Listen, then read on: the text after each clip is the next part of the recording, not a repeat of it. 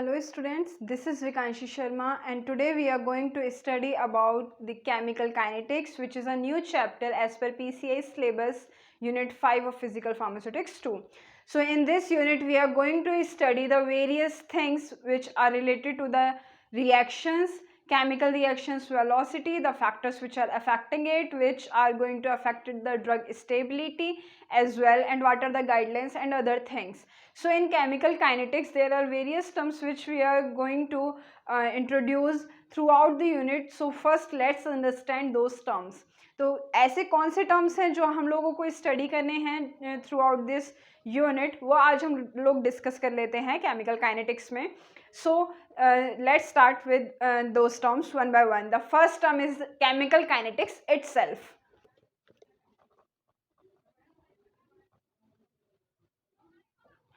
When you talk about the chemical kinetics, the first thing which comes in our mind is kinetics means speed or velocity or movement. So when it comes to the kinetics, the chemical kinetics means whenever a reaction takes place, जब भी कोई reaction हमारी होती है, there are various factors which affects this velocity. There is some kind of velocity, the rate by which that reaction is happening, the rate by which it is getting decomposed, the rate by which a product is forming, and there are some factors, there are some things which are going to affect the drug stability, and there are some things which are not going to affect it, a few things which are applicable to one reaction but are not applicable to the other one.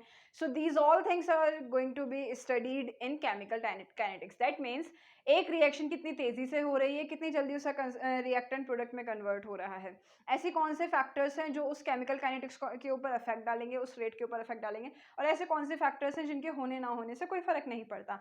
कुछ ऐसे factors भी होते हैं जो कुछ reactions पे असर डालते हैं और कुछ रिएक्शंस के ऊपर उनका कोई इफेक्ट नहीं होता. So in short we are going to study about all of these factors in chemical kinetics. So when it comes to chemical kinetics, the various things which we are going to study is what is the rate of reaction, what is the time it will take to decompose, what is its half life, what is its you can say shelf life, expiry date. These are the various terms which we are going to study in the chemical kinetics. So what is chemical kinetics? It is the study of the velocity of a reaction. That means by which velocity a reaction is taking place, we are going to study in chemical kinetics. The second point is what are the various factors influencing it. ऐसे कौन से factors हैं जो कि उसे affect करने वाले हैं. So these are the various things which we are going to study in the chemical kinetics. The second thing is what is the rate of reaction. So let's study that.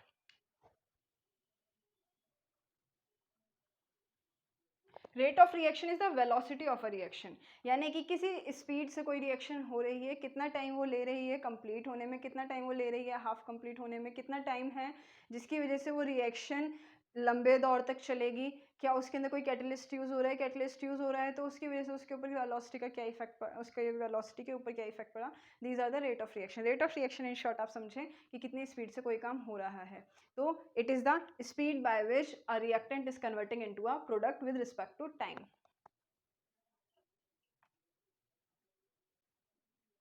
Okay, तो when it comes to velocity of a reaction, तो velocity check करने के लिए हमारे पास में बहुत सारे तरीके होते हैं, but the best method is कि अगर आपको आसान शब्दों में अगर ये पता करना हो कि कोई रिएक्शन कितनी स्पीड से हो रही है, सिंपल सा फंडा लगाओ. शुरू में आपने कंसंट्रेशन कितनी ली थी, अब कितनी कंसंट्रेशन बची है, और शुरू जब किया था रिएक्शन को तो कितने टाइम पहले किया था और अब क्या टाइम हो रहा है.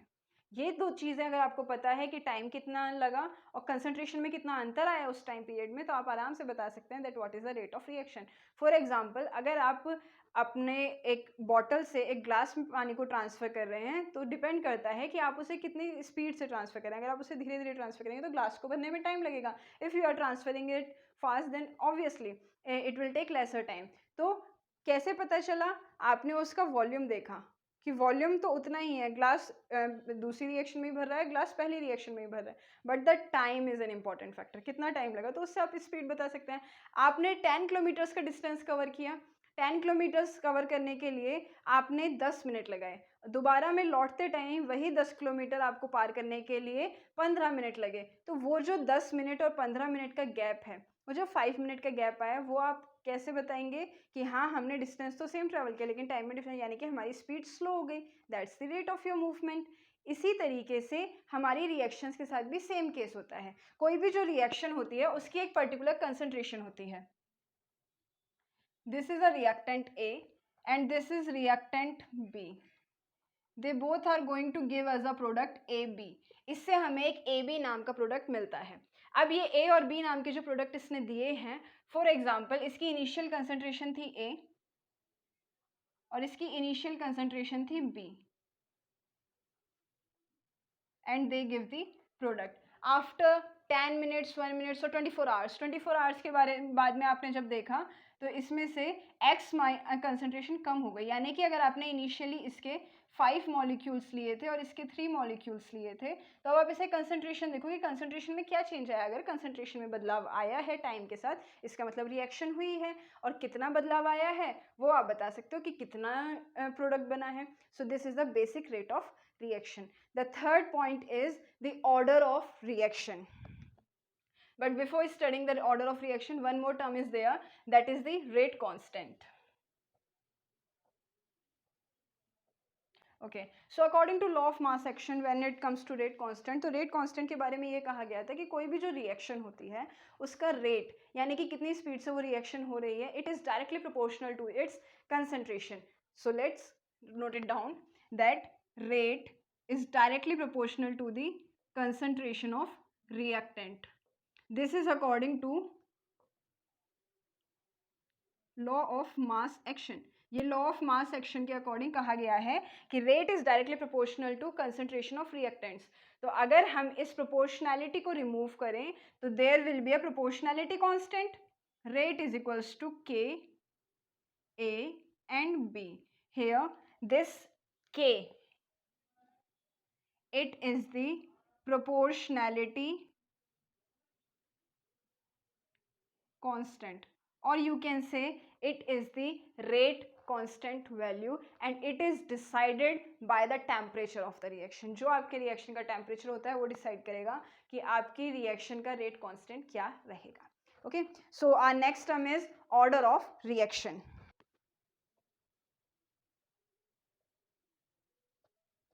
What do you mean by the order of reaction? Actually जो ऑर्डर ऑफ रिएक्शन होता है वो बेसिकली हम पढ़ते इसलिए हैं क्योंकि उसी से हमें ये पता चलता है कि किसी रिएक्शन के ऊपर कंसंट्रेशन का क्या इफेक्ट होगा।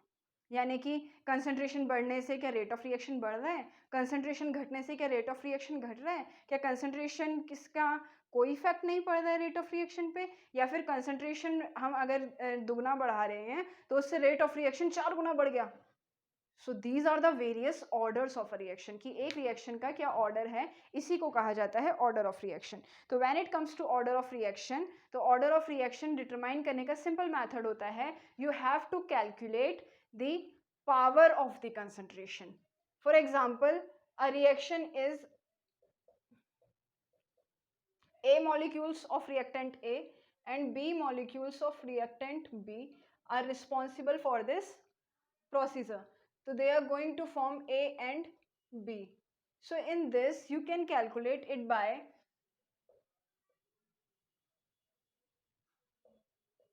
this will be the rate of reaction and the sum of A and B, that means इनकी जो power है A plus B is equals to order of reaction. It is as simple as that. अगर जैसे हमने मालूम है ये यहाँ पे लिया कि one molecule is of A and one molecule is of B, that means the rate of reaction will be 1 plus 1, that is 2. That will be the order of reaction. Okay, got that point? Our next point is molecularity. So what is molecularity of a reaction? Molecularity का मतलब होता है कि एक reaction के अंदर एक time पे कितने मॉलिक्यूल्स पार्टिसिपेट कर रहे हैं, कितने मॉलिक्यूल्स हैं जो एक साथ साइमल्टेनियसली रिएक्शन को आगे की तरफ मूव करवा रहे हैं। For example, if we are taking bromine and it is giving us 2Br. In this, only bromine is responsible for the reaction. No other molecule is involving in it. So it has the molecularity 1. Similarly, if we are using two molecules of hydrogen and one molecule of oxygen, and these two are giving us water, in this one is H2 and second is O2, so the molecularity of this reaction is 2 because two molecules are participating in it. So these are the various terms which we are going to study throughout the reaction. Apart from that, there are few more things. First of all, whenever you study the rate of reaction, जब भी आप rate of reaction के बारे में study करेंगे तो rate of reaction simply आप concentration से determine कर सकते हैं, but it is always with respect to time. तो जब with respect to time आप इसे calculate करेंगे तो ये जो reaction होगी, it is always written as concentration of A changes with time. It is the rate of reactant A. Similarly, for B, it is dB over dt. Got my point? Apart from that, there are always some signs on these reactions. They are either positive or negative. So what are these positive and negative signs? These negative signs indicate that the concentration is decreasing, concentration घट रही है वक्त के साथ. जब भी हम reactants लेते हैं, ये जो रिएक्टेंट्स होंगे इनके आगे हमेशा माइनस साइन लगेगा. While in case of A B की कंसंट्रेशन टाइम के साथ में घटेगी नहीं. It will be D A B over D T, so it will always positive. तो ये होता है आपका rate of reaction. And the very last two terms of this is, sixth is half life and the seventh one is shelf life. So what do you understand by half life and shelf life? Very simple terms. Half life का मतलब होता है कि किसी भी drug को, किसी भी रिएक्टेंट को 50% डिकम्पोज होने में, डिग्रेड होने में जो भी टाइम लगा, ठीक है, time taken to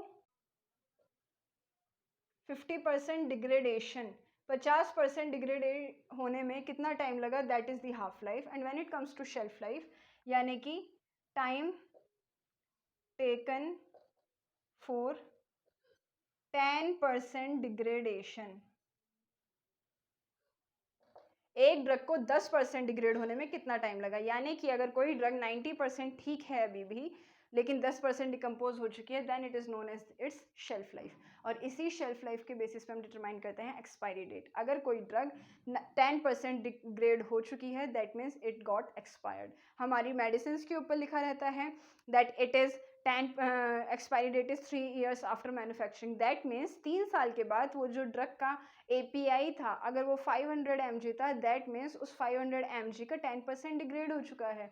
it is only 450 mg remaining in the tablet. तो 450 mg उसके अंदर सिर्फ बचा हुआ है, तो वो डिग्रेडेड वैल्यू कहलाती है.